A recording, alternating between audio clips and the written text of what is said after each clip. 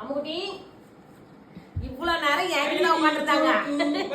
எனக்கு கொடுத்த உடனே அவங்க ஸ்நாக்ஸ் வேணும். அப்பா ஈவினிங் ஸ்நாக்ஸ் வாங்கிட்டு வந்தாரு. என்ன வாங்கிட்டு வந்திருக்காரு? இவங்களுக்கும் ஸ்நாக்ஸ். தட்டு விடுங்க எங்களுக்கு. ஆஹா பப்ஸ்டி.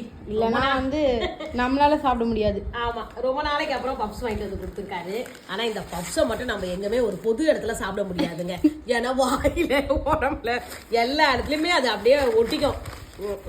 இந்த மட்டும் டீசென்ட்டா சாப்பிடவே முடியாது. என்னதான் நம்ம பண்ணாலும் இது சாப்பிட முடியாது. எல்லா இடத்துலயும் 3 பேருக்கு வெச்சு பாப்பா. வாயில வச்சிரு. பாத்தீங்களா சொன்னா இல்லையா அப்படிதான் ஒட்டியும். நீங்க வேற என்ன சாப்பிடுறீங்கன்னு திரும்பி பாக்குது. ஆமா நம்ம என்ன சாப்பிடுறோம்? அவங்க உங்க ஃபுட்டை நாங்க சாப்பிடல. எங்களுக்கு தனியான ஸ்நாக்ஸ் தான், உங்களுக்கு தனி ஸ்நாக்ஸ். ஓகேவா? இந்த பாருங்க தட்டே எடுத்துட்டு வந்திருக்காரு. ஆனா நீங்க வந்து இந்த தட்டே இல்லாம பப்ஸ் சாப்பிடணும். அப்பதான் அதுதான் டாஸ்க். கீழே இறக்காம கொள்ளாம சாப்பிடணும். இந்த அது சுஷ்மிக்கு ஏன் இதுக்கு சாஸ் தருவாங்களே தரலையா?